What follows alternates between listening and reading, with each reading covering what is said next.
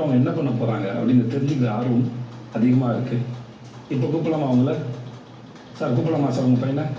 கூப்பிடலாமா sir? நம்ம top 3 contestant கூப்பிடலாமா? கூப்பிடலாம் sir. வாங்க முத்துக்குமரன், விஷால், சௌந்தர்யா.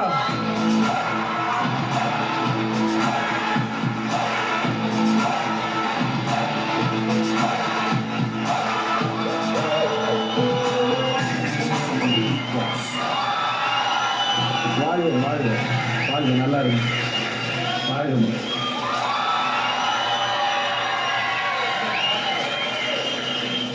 அங்க ஆர்னோ கூப்பிடாது.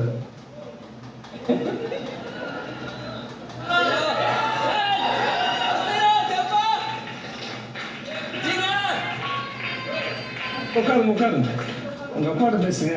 90 நாள் அவங்க கூட தான் இருந்தாப்ல. வந்ததும் அவங்களே தான் பாக்குறாப்ல. நாங்க இவ்வளவு கஷ்டப்பட்டு முன்னாடி வந்து உட்காந்துருக்கோம், எங்க ஒரு தடவை கூட பார்க்கலையே சார். இந்த சைடு திரும்ப கூட இல்லையே சார். நான் பேசுறேன் சார் உங்ககிட்ட. சார் நீங்க பேசிட்டீங்க சார். நானே உங்களை ஷோல தான் சார் பார்த்தேன், நேர்ல கூட பார்த்ததில்ல. கண்டிப்பா எனக்கு உங்க மேல அக்கறை இருந்து நானே பேசுறேன் சார். உங்க பையன் பேசல சார். பாருங்க சார், நீங்களே பாருங்க சார். 90 நாள் போனதுக்கே மாதிரி இன்னொரு 1 வருஷம் இருந்தா அப்புறம் எங்களை யாரும் கேட்பான் போகுது சார். அப்படியே போயிடுவான் போகுது சார். எங்களால 1 வருஷம் வச்சு மேய்க்க முடியாது சார். அது எங்க கஷ்டம் சார். சொல்லுங்க, கேட்கிறாரு. பலர் அரைகிற மாதிரி கேட்கிறாரு. பதில் சொல்லுங்க. பெற்றவர் கேட்கிறாரு, சொல்லுங்க. சொல்லுப்பா. ஐ லவ் யூ பா. இது ஏன் சொல்லி ஏமாத்துறேன்? 27 வருஷம் ஏமாத்திட்டடா. இல்லப்பா அப்படி கிடையாது. இல்ல ஒரு விஷயம் கவனிக்கணும். விஷாலோட ஐ லவ் யூ உங்க அப்பாவே நம்பல.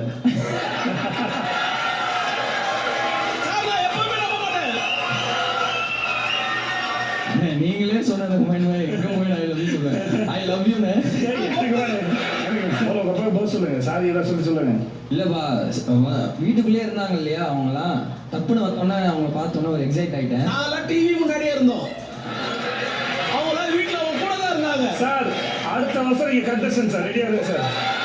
உங்க கவுண்டர் எனக்கு ரொம்ப பிடிச்சிருக்கு சார். அடுத்த வருஷம் நீங்க தான் சார் நம்ம ஷோவோட கண்டஸ்டன்ட். நான் உங்களை கூப்பிடுறேன் விஷால். இந்த வருஷம் தெரிஞ்ச விஷாலுக்கு நான் உங்களுக்கு கூப்பிட்டுருக்கோம் சார். Okay sir. முதல்ல உங்களை நிஜ உலகத்துக்கு வரவேற்கிறேன். எப்படி இருக்கு? ரொம்ப நிச்சயமா இருக்குண்ணே. அப்படியா? ஏன்னா இந்த உலகத்துக்கு வந்தோடனே நிறைய பிரச்சனைகள் தொந்தரவுலாம் நிறையா இருக்குமே. சமாளிக்க போறீங்களா? சமாளிச்சிருவீங்களா?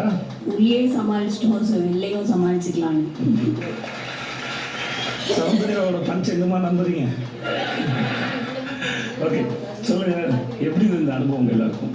பிக் பாஸ் ஏதோ ஒரு வீடுன்னு நினைக்காம ஏதோ அதுக்குள்ள ஒரு வாழ்ந்த ஒரு ஃபீலிங் வருது சார். இப்போ கூட வெளில வரும்போது ஐயோ நம்ம வீட்டை விட்டு போறோமே அப்படின்ற ஒரு ஃபீல் எனக்கே உண்மையில வருது. ஏன்னா உள்ள வரும்போது ஒரு வாரமும் எல்லாரும் போகும்போது ஒரு சந்தோஷம் இருந்தாலுமே எங்கேயோ ஒரு கட்டத்தில் ஷோ முடிய போகுதுன்னு ஒரு ஃபீல் இருந்தாலுமே இது முடிய போகுதுன்னு ஒரு வருத்தமே ஏதோ ஒரு புது ஃபீலிங்கா இருக்கு சார் வெளியே வரும்போதா? ஆமா. ஓகே சொல்லுங்க, வீட்டை விட்டு வெளியே போனோடனே இதை பண்ணணும்னு உங்களுக்கு தோணல, முதல் வேலையை இதை பண்ணணும்டா அப்படின்னு இப்பயோ தோணுது. எப்போ தோணுச்சு? என்ன பண்ண போறீங்க? ஒரு 2 நாள் முழுசா அப்பா அம்மா கூட வீட்லயே இருக்கணும்னு தோணுச்சு. ஓகே. அது அப்படியே கொஞ்சம் கொஞ்சமா இவங்க எல்லாரும் தீபக் அண்ணன் அண்ணி பத்தி சொல்லும்போது, ஜாக் அவங்க அம்மா பத்தி சொல்லும்போது, மஞ்சு, ஜெஃப் எல்லாரும் அவங்க வீட்டில் இருக்கவங்க எல்லாரும் சொல்லும்போது அவங்களோட சொல்றது உண்மை இல்லையோ அப்படிங்கிற ஒரு ஏக்கம் வந்துருச்சு. ஓடிட்டே கிடந்திருக்கோம் சரிதான், ஆனா கொஞ்சம் உட்காரவும் வேணும். ஏன்னா அப்புறம் உட்காரும் நினைக்கிறப்போ உட்கார முடியாம போயிடுச்சுன்னா அப்படிங்கிற ஒரு பயம் வந்துருச்சு. அதனால ஒரு 2-3 நாள் வீட்டில் போய் அம்மா அப்பா கூட இருக்கணும்னு ஆசையா இருக்கு. சார் நான் ஷோவுக்கு வரதுக்கு முன்னாடி என்னன்னா, இங்கே எல்லா ஷோவும் விஜய் டிவியில் நான் பண்ணியிருக்கேன். ஓரளவுக்கு எல்லா ஷோலையுமே பார்ட்டிசிபேட் பண்ணியிருக்கேன். எங்கள் வீட்டில் என்னை எப்போ கேட்டாலும் நான் ரொம்ப பிஸி, எனக்கு கொஞ்சம் புரிஞ்சுக்கோங்க, நான் எதுக்குமே வர மாட்டேன், ஃபேமிலி ஃபங்க்ஷனுக்கு போக மாட்டேன், எங்கேயுமே போக மாட்டேன். பேசுகிறேன் சார், இருங்க சார். உங்கள் அப்பா உடனே மைக் எடுக்கிறாரு. ஸோ நான் வீட்டில் அவங்க கூட டைம் ஸ்பெண்ட் பண்ணது ரொம்ப ரொம்ப ரொம்ப கம்மி. இப்போ அப்பா கேட்டார்ல நான் ஏன் வந்தோன்னா அவங்களுக்கு நான் வந்து ரொம்ப எக்ஸைட் ஆனேன் அப்படின்னு. அந்த மிஸ் பண்ணுறது என்னன்றதை அவங்க தான் கற்றுக் கொடுத்தாங்க. ஸோ அந்த வகையில் நான் என் ஃபேமிலியாக இருக்கிற எல்லாரையும் நான் ரொம்பவே மிஸ் பண்ணேன். ஸோ இங்கேருந்து நான் வெளில போயிட்டு பண்ணுறது இது என் ப்ரொஃபஷனுக்காக நான் எவ்வளோ ஹார்ட் ஒர்க் போடுறேனோ இனிமேல் உங்கள் கூட அதுக்கு ஈக்குவலாக நான் டைம் ஸ்பெண்ட் பண்ணி உங்கள் கூட மட்டும் உங்கள் பையனாக நான் இருப்பேன். ஐ லவ் யூப்பா. ஐ லவ் யூப்பா. அம்மாவுக்கு எது சொல்கிறது இருக்கா? Mummy always loves me. நான் என்ன பண்ணாலும் இருக்கு உனக்கு.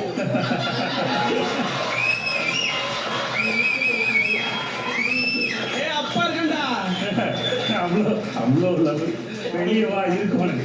சொல்லுங்க சௌந்தர்யா. சார் நான் ஃபர்ஸ்ட் வீட்டுக்கு போய் உட்காந்து பேசணும்னு நினைக்கிறேன் சார் அவங்ககிட்ட.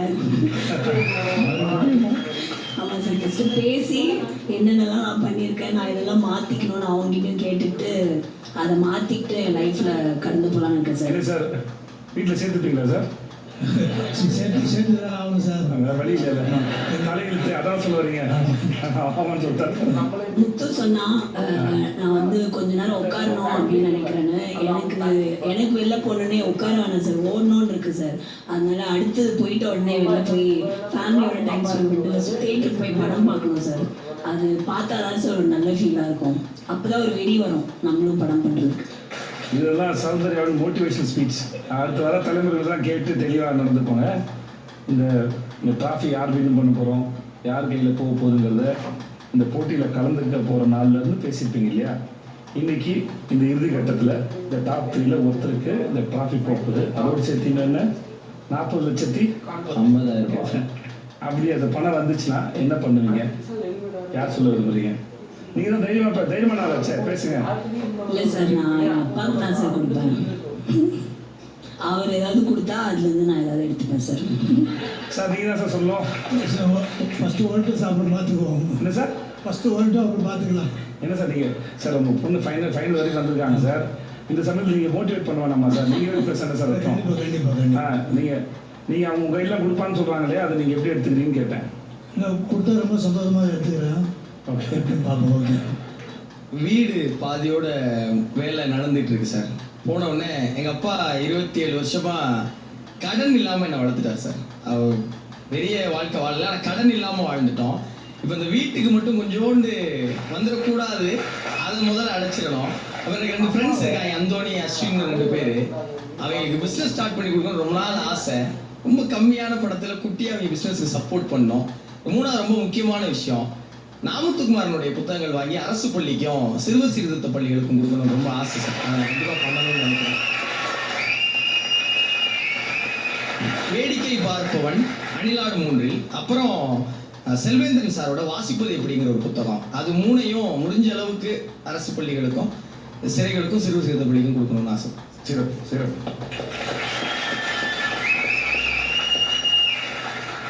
சார் வாழ்க்கையில் அவ்வளோ அமௌண்ட்டை ஃபஸ்ட்டு பார்த்ததே இல்லை. எங்கள் ஃபேமிலியிலே பார்த்துருப்பாங்களான்னு தெரியல. எங்கள் அப்பா பார்த்துருப்பாரு. இன்னும் அப்பா மைக் வேணாம்ப்பா ப்ளீஸ். ஆமாம், நான் அது கொஞ்ச நாள் பேங்க் அக்கௌண்ட்டில் வச்சு அப்படியே கொஞ்ச நாள் பார்த்துட்டு இருப்பேன் ஒரு வாரம். அதுக்கப்புறமா சார் எனக்கு வந்து கார்னா ரொம்ப பிடிக்கும் சார். எனக்குன்னு ஒரு குட்டியாக ஒரு கார். அந்த கார் எங்கேருந்து யாருமே எத்தனை வருஷம் ஆனாலும் எடுக்கவே முடியாத மாதிரி நான் ஒரு கார் வச்சுப்பேன். முதல்ல நான் எனக்கே அதை விற்கக்கூடாது, எந்த சூழ்நிலை வந்தாலும் சொல்லிப்பேன். அடுத்தது எங்கள் அம்மாவுக்கு வந்து நகை அவங்களுக்கு வந்து போட்டு அது அவங்க இருக்கிற வரைக்கும் அது அவங்கக்கிட்ட தான் இருக்கணும். அதை யாரும் உங்ககிட்ட எடுக்க முடியாது, அதுக்கு நான் கேரண்டி. அப்புறம் வந்து எனக்கு சினிமாவில் எல்லாமே பிடிக்கும் சார். எனக்கு நடிக்க பிடிக்கும். நான் சினிமாக்குள்ள ஒரு ஹேர் ஸ்டைலிஸ்டாக இருக்க சொன்னால் கூட சந்தோஷமாக இருக்கும். அது என் பெஸ்ட்டை காட்டணும்னு நான் நினைப்பேன். நான் ஒரு கதைலாம் யோசிச்சு எழுதிலாம் வச்சுருக்கேன் சார். சும்மா நம்ம யோசிச்சதை அப்படியே போய் பண்ண முடியாது. அதுக்கு நிறைய விஷயங்கள் நம்ம ட்ரை பண்ணணும், அதை போய் கற்றுக்கணும். அதுக்கு தேவையான வேலைகள்லாம் நான் ஸ்டார்ட் பண்ணுவேன். அதுக்கு வந்து சினிமாவை பொறுத்த வரைக்கும் நாங்கள் தான் எங்களுக்கெல்லாம் முதலீடு. நாங்கள் எங்கள் மேலே முதல் பண்ணிக்கிட்டால் மட்டும்தான் நாங்கள் திரும்பி வர முடியும். அதனால நாங்கள் எங்களை பார்த்துக்கிறது எவ்வளோ கான்ஷியஸாக இருக்கிறோமோ அது எல்லாருக்குமே பார்க்க போகிற உங்களுக்குலாம் என்டர்டெய்னிங்காகவும் உங்களுக்குலாம் ரொம்ப சந்தோஷமாகவும் இருக்கும். ஃபஸ்ட்டு நாங்கள் அதுக்கு எங்களை பார்த்துக்கணும். இதுலேருந்து வரதில் நாங்கள் என்ன பார்த்துக்கிறதுக்கு எவ்வளோ முயற்சி பண்ண முடியுமோ அவ்வளோ பண்ணிப்பேன். வாழ்த்துக்கள். யாருக்கு கேட்குறது? யார்? ஓகே அம்மா நீங்கள் சொல்லுங்கம்மா. சார் இந்த வீட்டில் இருந்து உங்கள் பிள்ளைய பார்த்தீங்கல்ல? ஆமாம் சார். இத்தனை வருஷம் நான் வளர்த்த பிள்ளை. ஆமாம் சார். என் பிள்ளைகிட்ட இதை நான் பார்த்ததே இல்லை, இப்படி ஒரு மாற்றத்தை நான் பார்த்ததே இல்லை. ஆமாம் சார். புதுசாக இருக்கு அப்படின்னா ஆமாம் சார். அப்படி என்ன பார்த்தீங்க உங்கள் பிள்ளைகிட்ட? நிறைய பார்த்தேன் சார். முதல்ல கையில் ஃபோன் இல்லாமல் பார்த்தேன். ஓகே. ஃபோன் இல்லாதனால அவங்க ரொம்ப புத்திசாலியாக இருக்காங்கன்னு தெரிஞ்சிச்சு. ஓ சிறப்பு. ஆமாம் சார். ஆமாம் சார். அப்புறம் விளையாட்டுலாம் ரொம்ப சிறப்பாக விளையாண்டாங்க. ரொம்ப அறிவாளியாக இருந்தாங்க. ஓகே. நல்லா ஹெல்ப் பண்ணுறாங்க கூட இருக்கவங்களுக்கு. ஓகே. நிறைய பார்த்தேன் சார். பையன் நிறைய ஸ்ட்ராட்டஜிலாம் போடுறாரு அப்படிலாம் சொன்னாங்கல்ல? ஆமாம் சார். பையன் மேலே நிறைய விமர்சனம்லாம் வச்சுருப்பாங்கல்ல? ஆமாம் சார். அதெல்லாம் பார்க்கும்போது உங்களுக்கு எப்படி இருந்தது? இல்லை என்ன விமர்சனம் இருந்துச்சுன்னு எனக்கு தெரியல. உங்கள் பையனை சொல்லுவார், என்ன விமர்சனம் இருந்தது உங்கள் மேலே சொல்லுங்கள். என்னப்பா? இந்த சொல்லுமா.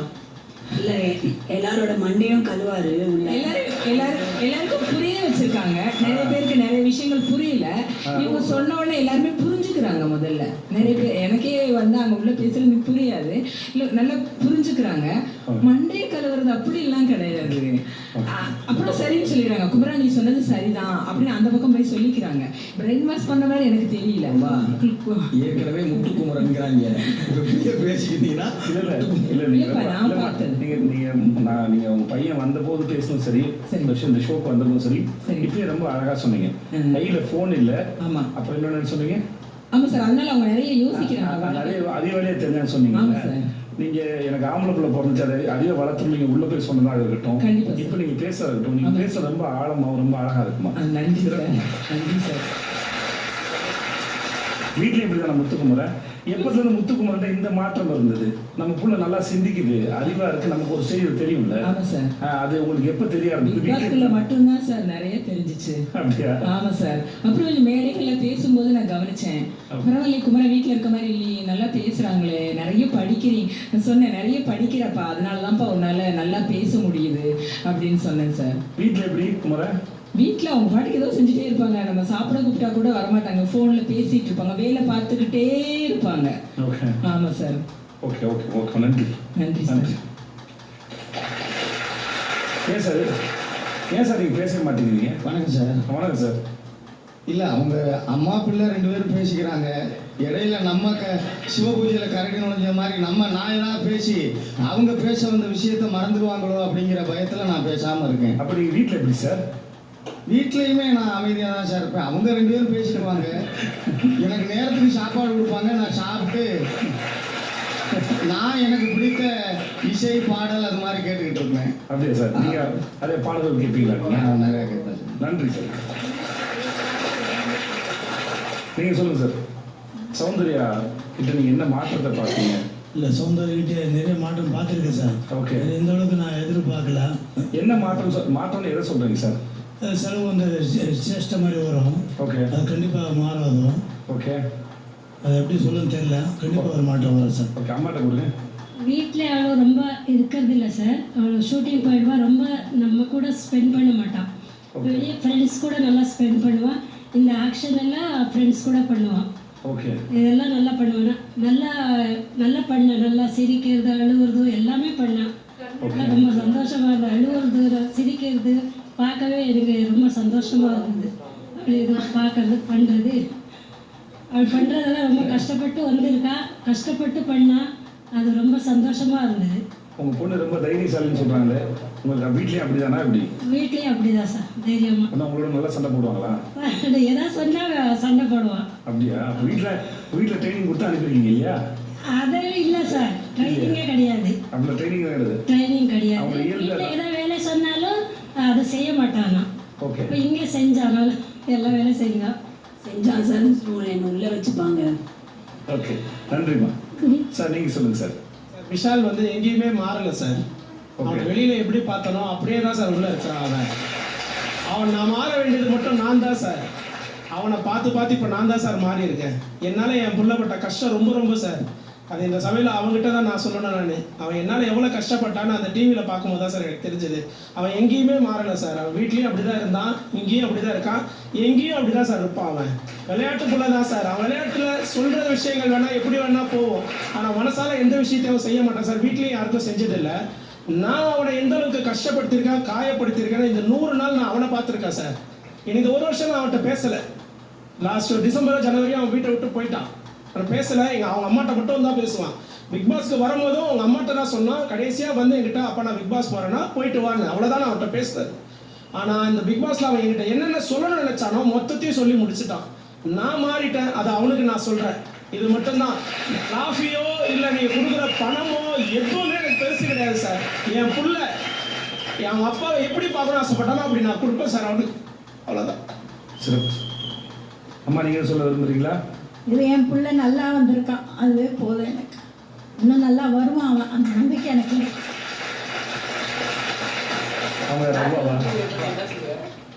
இவங்க அப்பா அம்மா வந்ததோட வீட்டுக்குள்ள சிட்டுக்குருவி பறந்த மாதிரி வந்தாலும் ஓடிட்டு இருந்தீங்க மட்டும்தான். வாங்கிட்டு வளர்ந்தேங்க சார் உங்களுக்கு. ரொம்ப நன்றிம்மா. நீங்கள் என்ன சொல்ல விரும்புறீங்க? எனக்கும் என் பேரன் வந்து சின்னதுலேருந்தே ரொம்ப கஷ்டப்பட்டவன் தான். இன்னைக்கு விஜய் டிவி அவங்க பிள்ளையா ஆதரிச்சு இன்னைக்கு இவ்வளோ நிலைமைக்கு கொண்டு வந்த விஜய் டிவிக்கு கோடான கோடி நன்றி. இன்னைக்கு இந்த மேடையில் ஃபினாலி வரைக்கும் கொண்டு வந்த எல்லா மக்களுக்கும் எல்லா நல்ல உள்ளங்களுக்கும் கோடான கோடி நன்றி சார். உங்களுக்கு ரொம்ப ரொம்ப நன்றி. நான் எதுவுமே பண்ணலமா. நீங்க ரொம்ப அவனுக்கு எடுத்து சொன்னது ரொம்ப நல்ல விஷயம்லாம் சொல்லிருந்தீங்க. ரொம்ப சந்தோஷம் சார். இதை பார்க்கறதுக்கு எனக்கு ரொம்ப சந்தோஷமா இருக்கு. அவங்கள்ட்ட உங்க பேர் என்னம்மா? நேஹா சார். நேஹா, நீங்கள் வந்து ரொம்ப நல்லா பேசுனீங்க. Thank you sir. அழகாக பேசுனீங்க. தேங்க்யூ. நீங்கள் என்ன சொல்ல விரும்புறீங்க? உங்களுக்கு தெரிஞ்ச விஷால் கிட்ட என்ன மாற்றத்தை பார்த்தீங்க? இல்லை ஆனஸ்ட்லி அப்பா சொன்ன மாதிரி தான். நாங்கள் எப்படி பார்த்தோமோ உள்ள அவங்களா தான் இருந்தாங்க. அவங்களா தான் இருந்தாங்க. ஒன் திங் அவங்கக்கிட்ட மாறி இருக்கு அப்படின்னு நினச்சேன்னா அக்செப்டன்ஸ் இருக்குது இப்போ அவங்கக்கிட்ட அப்படின்னு நான் நினைக்கிறேன். இதுக்கு முன்னாடி கொஞ்சம் கம்மியாக இருந்தது. பட் இப்போ சொன்னால் புரிஞ்சுக்கிறாங்க. அதை ஒத்துக்கிட்டு மாற்றிக்கணுங்கிற ஒரு மைண்ட் செட் இருக்குல்ல, அது ஹிஸ் காட் அப்படின்னு. ஓகே, நன்றி. இந்த 3 பேரில் ஒருத்தர் இப்போ எவிக்ட் ஆக போகிறாங்க. அது இன்னும் கொஞ்சம் நேரத்தில் நடக்கும். ஒரு சிறிய இடைவேளைக்கு பிறகு நான் மீண்டும் உங்களை சந்திக்கிறேன்.